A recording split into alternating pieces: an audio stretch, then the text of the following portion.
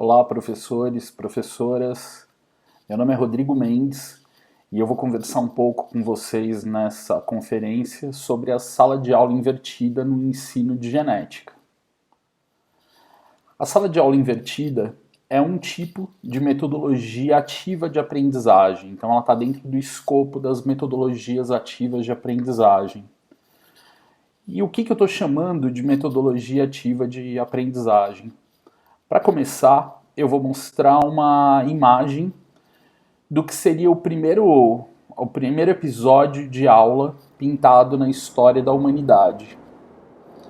Esse retrato foi pintado em 1233, provavelmente, pelo Voltolina, numa aula na Universidade de Bolonha.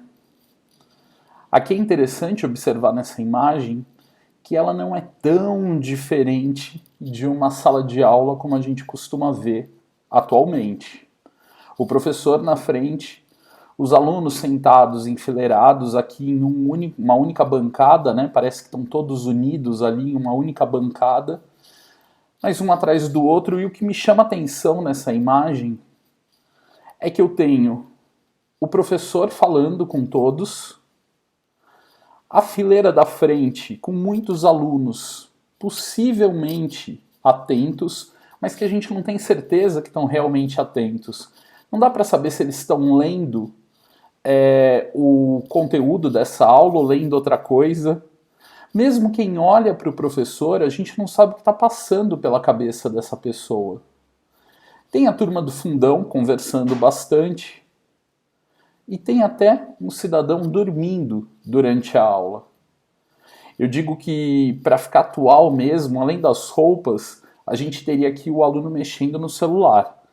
Mas não é um episódio que a gente não reconhece como uma sala de aula. Essa metodologia utilizada aqui é uma metodologia muito frequente de transmissão, em que o aluno tem uma atitude passiva. O professor fala e o aluno simplesmente escuta. O oposto disso seria uma metodologia ativa, onde o aluno não passa o tempo escutando o professor. A gente vai pensar o que o aluno faz durante a aula que não seja simplesmente escutar. A aprendizagem se dá de outra forma que não de um modo passivo, por transmissão. Então, dentro desse escopo, a gente tem diversas metodologias ativas, mas eu vou conversar com vocês sobre a sala de aula invertida. Então, eu estou pensando em uma aula que tradicionalmente eu dou para os meus alunos, uma aula comumente expositiva, em que eu vou falar de diversidade da determinação sexual. Alguns organismos, algumas espécies têm determinação sexual cromossômica, outros têm determinação sexual pelo ambiente, pela temperatura do ambiente. Então eu vou falar dessa diversidade da determinação sexual nas espécies. Quero apresentar para os meus alunos os cromossomos sexuais X, Y, Z e W. Quero falar o que seria o sexo heterogamético ou homogamético daquela espécie. Então são alguns conteúdos que eu gostaria de trabalhar com os meus alunos numa aula de genética. Eu posso optar por uma aula expositiva, em que os conceitos são apresentados, os alunos ouvem esses conceitos. Depois, eles vão para casa e fazem inúmeros exercícios que a gente chamaria de aplicação, em que eles utilizam esse conhecimento aprendido durante a aula para resolver problemas. Esse seria um modelo tradicional de aula. A gente vai inverter, vai fazer uma sala de aula invertida. Então, em vez de fazer a exposição dos conceitos na classe com todo mundo, o aluno vai assistir um vídeo, vai ler um texto, vai fazer algo em que ele vai aprender os conceitos sozinho. E quando ele estiver na aula, em vez de ouvir, ele vai resolver problemas de aplicação desse conhecimento e vai discutir com os colegas sobre a aplicação desse conhecimento. Isso é a sala de aula invertida. A gente inverteu a ordem, o que era para casa, o que era para a sala de aula. A gente inverteu a estrutura metodológica dessa aula. Qual seria a vantagem da sala de aula invertida? Na exposição em que eu tenho inúmeros alunos me ouvindo, eu perco muito tempo dando bronca, falando, faça silêncio, abre o caderno, anota isso. Eles, quando estão prestando atenção, vão fazer inúmeras perguntas do tipo, heterogamético? Como se escreve isso? Você pode repetir o que é homogamético? Peraí, o X é 2 vezes, é o do macho ou da fêmea? Não são perguntas que, de fato, um professor precisaria explicar muito tempo. Ele só vai confirmar ou repetir algum conteúdo para o aluno. No vídeo, o aluno está sozinho, ele pode pausar, voltar, ele vai no ritmo dele, anotando as coisas da aula. É muito interessante porque o tempo que a gente perde nessa gestão da sala é enorme. Quando a gente olha o vídeo com o mesmo conteúdo que a gente apresentaria numa sala de aula comum, em que é interrompido, por exemplo, para ter que liberar um aluno para o banheiro, ou por um recado da coordenação, tudo isso acontece de modo muito mais rápido. Agora, em casa, antes ele resolvia problemas de aplicação. E se ele tivesse alguma dúvida, quisesse pensar de uma outra forma, ele não tinha com quem conversar sobre isso. Agora, quando a gente traz essa discussão para a sala de aula, ele pode se engajar com outros colegas no debate e na resolução de problemas. Então é a hora do diálogo mesmo. Vamos privilegiar o tempo que a gente tem com os alunos para poder conversar sobre o tema que a gente está ensinando e não deixá-lo apenas ouvindo isso que a gente tinha para falar. Bem, eu vou dar alguns exemplos, vou começar com aquele que eu falei da diversidade e da determinação sexual. A primeira etapa, quando eu apresento uma proposta como essa, é contextualizar o tema. Aqui eu vou contar que uma amiga minha está grávida e ela sabe que tem alguma coisa genética na determinação do sexo, se vai ser um menino ou uma menina. Mas ela queria saber o quê? O que determina o sexo do bebê? Se fosse uma espécie de ave, a galinha, por exemplo, seria igual ou diferente? E se fosse um cachorro, um gato, seria igual ou diferente? Com essa provocação que eu faço no final de uma aula, os alunos se engajam, eles querem perguntar. Essa pergunta é uma pergunta que mobiliza os estudantes. Muitos levantam a mão para opinar. É comum, por exemplo, nesse caso, alguns alunos falarem que tem influência da Lua, da fase da Lua, mas eu vou propor para eles o seguinte: faça uma lição que a gente conversa sobre isso amanhã. Então eles saem da aula com uma questão, com um problema para resolver. Em casa, eles vão acessar um vídeo curto geralmente, e nesse caso específico, sobre esse tema, eu peguei um vídeo pronto na internet, um vídeo desse website chamado TED-Ed. Você pode digitar lá algumas palavras de busca, como genética, você vai encontrar inúmeros vídeos animados, conceitualmente corretos, com legendas em português, e muito curtos e bem feitos, bem bonitos, bem produzidos. Eu peguei esse aqui que fala sobre determinação sexual. Os alunos assistiram a esse vídeo em casa, fazia parte da lição de casa deles, e eles deveriam responder algumas questões que eu coloquei num formulário eletrônico, um formulário eletrônico do tipo Google Drive, mas existem muitas plataformas com disponibilidade para esses formulários eletrônicos, em que eu pedia para o aluno aplicar conhecimento que ele acabou de adquirir no vídeo. Então ele pôde fazer a anotação dele. Só para vocês terem uma ideia, esse vídeo tem menos de 5 minutos de duração. Ele apresenta todos aqueles conceitos que eu tinha interesse. Então um aluno pode reassistir, pode anotar no caderno, e aí ele vem para essas perguntas que eu proponho para ele. Essa daqui é uma pergunta que, se você assistir ao vídeo, tá lá, tá explícito no vídeo. Então é quase uma localização de informação. Se você prestou atenção no vídeo, não tem como errar. A questão seguinte não está dita no vídeo explicitamente, mas existe um conhecimento básico ali que rapidamente o aluno vai aplicar num contexto muito próximo, muito similar ao que foi apresentado no vídeo. Reparem que as perguntas, elas estão cada vez mais complicadas.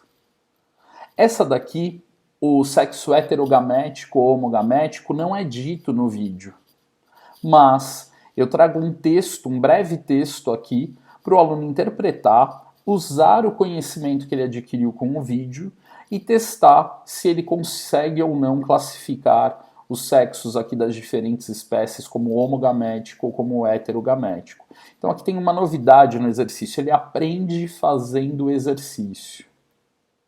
E por fim, uma questão difícil que não está no vídeo, a base é lógico, está no vídeo, mas ele tem que dar um salto lógico um pouco maior para resolver isso que seria um problema de genética com herança ligada ao sexo, ligada ao cromossomo sexual. Então tem uma série de saltos que o aluno precisaria dar para conseguir resolver aqui esse problema. Bem, o que tem de interessante? Eu estou com dados reais aqui da turma que eu apliquei certa vez essa sequência. O exercício da tartaruga, 96% dos meus alunos acertou. O que é mais de 96 alunos, porque eu estou com uma amostra de 137 estudantes. Eu tenho, só para vocês terem uma noção de tamanho das turmas, eu trabalho com 4 turmas de 40 alunos. Então, dos 160, 137 fizeram a lição. Desses 137, mais de 95% acertou a primeira e a segunda questão, questões muito fáceis. Logo, eu não vou corrigir, não vou gastar tempo da minha aula corrigindo esses exercícios. Já o terceiro exercício, que tem sim uma dificuldade um pouco maior, a maior parte dos alunos também acerta. Eu gastaria pouco tempo para falar do caso da galinha e da arara, as aves que têm o macho como indivíduo homogamético e a fêmea como heterogamético, diferente dos mamíferos. Eu gastaria um pouco mais de tempo em aula falando sobre isso, perguntando: quem aqui respondeu que arara, o macho é o homogamético ou heterogamético? E fazendo os alunos ali, por meio da minha mediação, chegar à conclusão correta com base no vídeo. A questão mais difícil, eu mostraria para a turma essa diversidade de respostas. Falando o seguinte, a maioria errou. Podem começar a discutir qual deve ser a resposta certa e por quê. Tentem convencer os colegas de vocês porque a sua resposta é a melhor. Expliquem, inclusive, como vocês chegaram à resposta da maioria, para que os seus colegas possam explicar por que ela está errada. E aí os alunos vão debater esse problema. Eu posso, inclusive, nesse momento, entregar outros problemas. Aqui nessa aula específica, eu queria que eles debatessem esse problema.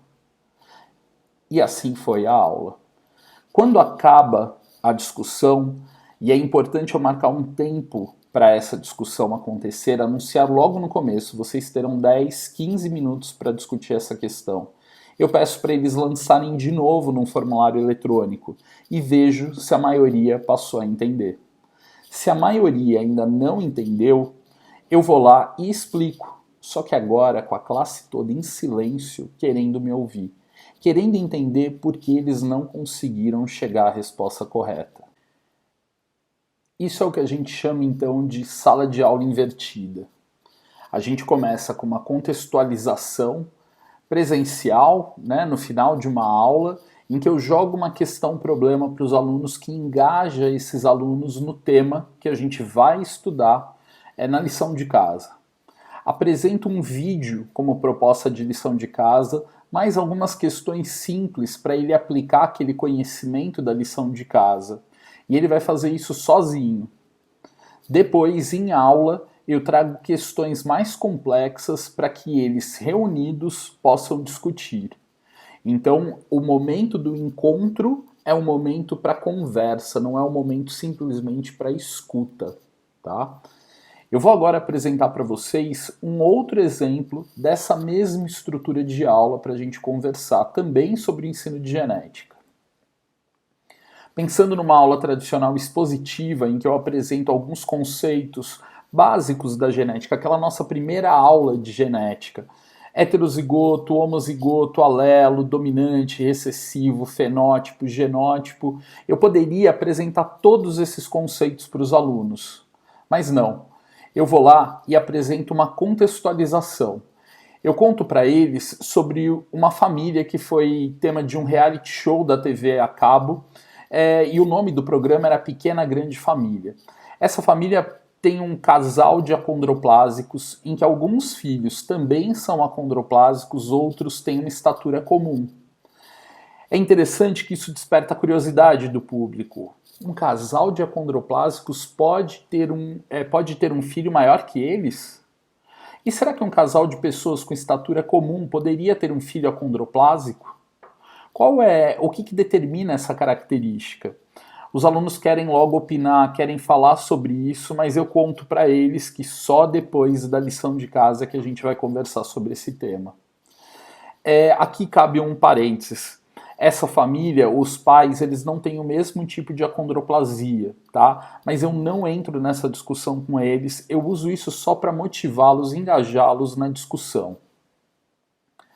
Em seguida, como lição de casa, né, como proposta de lição de casa, além do vídeo que eu vou apresentar para vocês, eu dou uma lista de afirmações do tipo verdadeiro ou falso, para eles falarem se eles concordam com essa afirmação ou não. E a função dessas perguntas é direcionar o olhar do aluno, porque ele vai fazer as anotações dele, mas ele pode começar a anotar tudo, coisas que não são tão importantes assim. Ou ele pode não anotar nada, não dar a devida atenção para alguns conceitos relevantes. Então essas perguntas elas ajudam a direcionar o olhar do aluno para aquilo que a gente tem interesse. Ele vai lançar isso no formulário eletrônico também. Mas antes de mostrar o vídeo que eu vou apresentar para vocês, eu queria contrapor com um exemplo anterior. No exemplo anterior, eu peguei um vídeo pronto do TED-Ed. Nesse caso específico, esse vídeo foi gravado por uma colega minha, também professora de biologia, a partir de uma aula que a gente já tinha dado. A gente no passado apresentava essa aula no PowerPoint, presencialmente, para todos os alunos. Mas agora a gente gravou essa aula. Então, a gente fez a projeção da apresentação, gravou a aula e mandou esse vídeo para o YouTube. O tempo de produção, muita gente acha que esse vídeo demora dias para ficar pronto. Não, foi super rápido. Principalmente porque já era uma aula dada presencialmente nos anos anteriores. Então era um material que a gente já tinha pronto. A nossa tarefa agora foi gravar. E tem vários aplicativos que fazem isso. Eu vou apresentar para vocês esse vídeo porque ele tem uma narrativa interessante para engajar os alunos ao longo de toda a apresentação. Você consegue fazer isso? A habilidade de dobrar a língua fazendo esse U possui herança genética. Na minha família, por exemplo, minha avó paterna e meu irmão não conseguem fazer isso. Mas eu, minha irmã, meu pai, minha mãe e meu avô conseguimos. Hoje, nós conhecemos leis da genética e os padrões que ela segue. Nós conseguimos calcular a probabilidade de um ou outro indivíduo ter determinada característica com base em seu histórico familiar. E toda essa área de estudo teve início com o trabalho de Mendel. Gregor Mendel era um monge austríaco do século XIX apaixonado por botânica. Mendel desenvolveu um estudo com ervilhas e, a partir de suas análises, tirou algumas conclusões, sendo uma das mais importantes a de que a herança parecia seguir regras definidas e relativamente simples. Mendel propôs um modelo que explica os resultados de seus experimentos e que possui um grande poder de previsão. Em um de seus experimentos, Mendel cruzou ervilhas de cor verde e ervilhas de cor amarela. Ele observou que todas as proles desse cruzamento eram amarelas. Essa nova geração é chamada de F1. Mendel autofecundou as ervilhas amarelas de F1, ou seja, ele cruzou essas ervilhas com elas mesmas. E ele observou que nas proles desse novo cruzamento, as ervilhas verdes voltavam a aparecer em uma proporção de 3 ervilhas amarelas para uma ervilha verde. Mendel inferiu que a característica cor verde deveria entrar em recesso em F1, e por isso chamou essa característica de recessiva.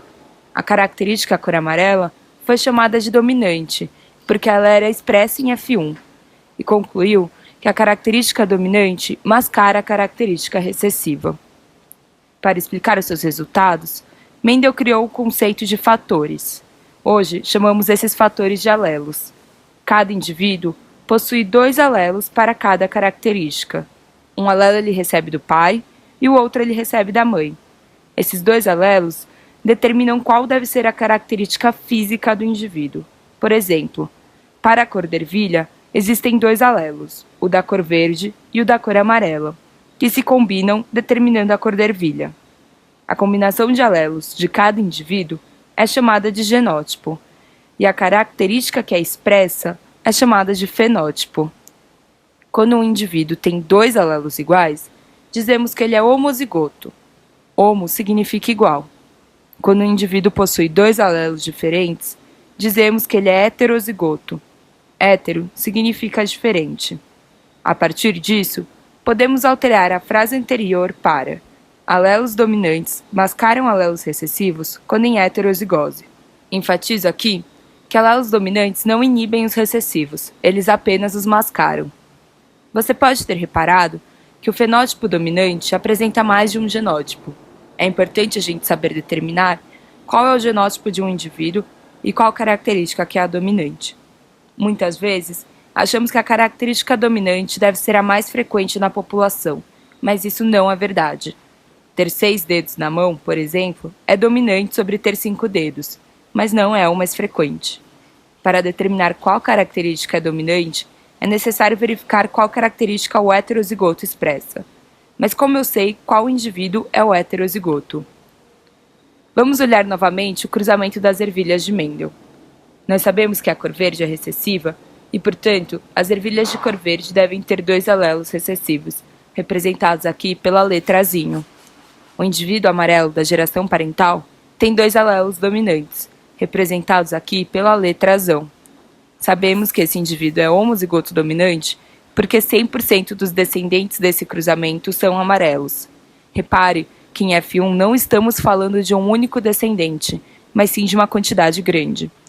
Cada um dos parentais envia um alelo para as proles, resultando em uma geração F1 com 100% de ervilhas amarelas heterozigotas. Ao autofecundar as ervilhas de F1, é possível que 2 alelos recessivos voltem a se encontrar, e as ervilhas verdes voltam a aparecer. Nós não conseguimos determinar o genótipo das ervilhas amarelas apenas observando seu fenótipo, uma vez que fenotipicamente as ervilhas heterozigotas e homozigotas são idênticas. Sabemos com certeza que elas receberam pelo menos um alelo dominante de um dos parentais, mas não temos certeza sobre o outro alelo. Sabendo disso, será que você consegue determinar se dobrar a língua é dominante ou recessivo? E determinar os genótipos dos indivíduos da minha família?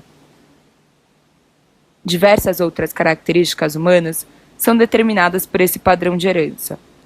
Quando Mendel publicou seu trabalho, ele falou apenas sobre ervilhas, mas foi verificado que diversas características em vários grupos de seres vivos seguem esse mesmo padrão de herança.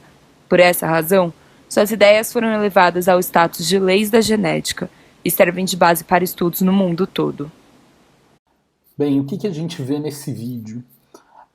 A Amanda, professora que gravou esse vídeo, ela começa apresentando um caso da família dela, colocando também uma pergunta para os alunos, né? Então essa estratégia de colocar as perguntas na frente motiva mais os estudantes, orienta mais a percepção dos estudantes. Mas a apresentação dos conteúdos foi bem tradicional, bem direta. Agora, uma coisa importante, ela valoriza alguns pontos de incompreensão dos estudantes. Então a ideia de que os dominantes são as características predominantes na população, que, por exemplo, os 6 dedos, quando ela dá esse exemplo, ou de dominar como bloquear. Então, por conhecer as concepções mais equivocadas e frequentes dos estudantes, o vídeo que a gente grava já ataca esse problema. Ela coloca ainda uma pergunta no final para os alunos, né? Então, olha, essa característica que a gente está olhando é dominante ou recessiva? Isso dá um gancho muito bom para na aula presencial eu perguntar para os alunos, e aí, o que vocês acharam? Conforme eles vão dando as respostas e eu vou ter o resultado deles antes, eu posso ir puxando os conceitos e verificando as compreensões que eles tiveram sobre o tema. Aqui, nesse caso específico, por conta do LMS que a escola utiliza, eu tenho acesso à resposta de cada um dos alunos e consigo dar um feedback para cada estudante. LMS é o ambiente virtual de aprendizagem que a gente utiliza. Algumas escolas usam o Moodle, Google Classroom, Canvas, existem muitos no mercado, alguns gratuitos, como o Moodle que eu falei, e que a gente consegue, por meio de cadastro dos alunos, cadastro dos instrumentos, ter feedbacks para respostas erradas ou corretas dos estudantes. Nesse caso específico, eu consigo olhar o desempenho de toda a turma e vejo que alguns alunos erraram muitas questões. Se eu consigo identificar esses alunos, eu posso convidá-los para uma atividade extracurricular de recuperação mesmo desses conteúdos. Ou eles podem assumir que não fizeram com tanta dedicação essa atividade. Os alunos que acertaram, tiveram um excelente desempenho, podem me ajudar a dar suporte para esses outros alunos aqui nas atividades que a gente vai propor na aula presencial, que todo mundo vai discutir, vai conversar sobre novos problemas. Então é bom eu saber aqui quais alunos se destacaram nesse formulário, né? As questões, eu posso avaliar quais são as questões que os alunos acertaram com grande frequência e que aí eu nem preciso passar por elas. Algumas que os alunos erram, eu coloco como feedback para ele retornar um ponto específico do vídeo, porque ele pode não ter dado atenção para aquilo e ele precisa voltar para lá. Então isso faz com que a discussão em aula seja muito diferente. Eu não vou passar por todas as questões, mas vou retornar ao problema que eu tinha proposto de contexto, para falar sobre a família de acondroplásicos e perguntar: a acondroplasia é dominante ou recessiva? Ainda assim, depois do vídeo, porque isso não é dito no vídeo explicitamente, alguns alunos vão tratar a acondroplasia como uma característica dominante, porque dois indivíduos iguais tiveram um filho diferente. Mas alguns alunos vão trazer concepções espontâneas equivocadas, vão falar é recessivo porque não é tão frequente na população. Nessa hora, eu tenho que ouvir os estudantes e colocá-los para conversar. Então, ainda mediando essa conversa, eu vou perguntar se o aluno fala que é recessiva porque é pouco frequente, eu falo: alguém discorda dele? E aí outros alunos que também fizeram a lição e que aprenderam que dois iguais dando um filho diferente sugere que essa característica seja dominante, vão contrapor, vão opor. Então eu posso explicar a partir das participações dos estudantes. Proponho questões novas e que os alunos devem resolver essas questões novas em pequenos grupos, duplas, trios, quartetos. E posso dar outros exercícios de genética para eles discutirem, porque agora o nosso encontro, a nossa aula presencial é a discussão, é o debate sobre os temas que eles estudaram sozinhos em casa. Então esse exemplo é um outro exemplo de sala de aula invertida. Eu começo com uma contextualização, apresento um vídeo que nesse caso foi construído pelos professores, coloco algumas questões simples para orientar a leitura dos alunos, e em sala de aula trago os exemplos mais complexos e novos exercícios difíceis para os alunos resolverem e discutirem. Bem, eu queria destacar alguns aspectos sobre essa metodologia, tá? Os vídeos, eles não podem ser longos, porque os alunos desistem de assistir vídeos longos. Então vocês viram um vídeo de menos de 5 minutos, outro de 5 minutos e meio. 7 a 10 minutos são vídeos longos. Passar desse tempo é pouco provável que muitos alunos acompanhem esse vídeo.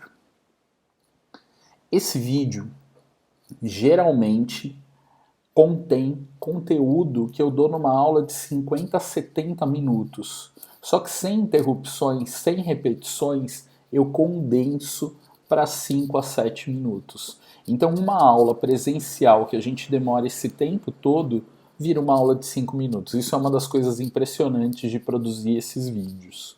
Mas tem muito vídeo pronto na internet, então a gente não precisa produzir sempre os nossos vídeos.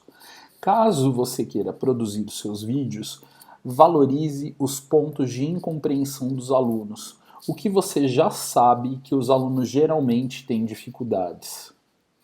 É interessante que nessas aulas invertidas, quando a gente fica assistindo os alunos discutindo os problemas, a gente vai vendo o que eles pensam sobre o tema e a gente vai aprendendo com as dúvidas dos alunos, com as incompreensões deles. Isso vai melhorando a nossa capacidade de explicar, porque fica mais evidente pontos cegos que, como especialistas, a gente não conseguia enxergar. Para a gente era tão fácil entender isso, para eles é muito complexo e ouvi-los faz parte então dessa aprendizagem como professores.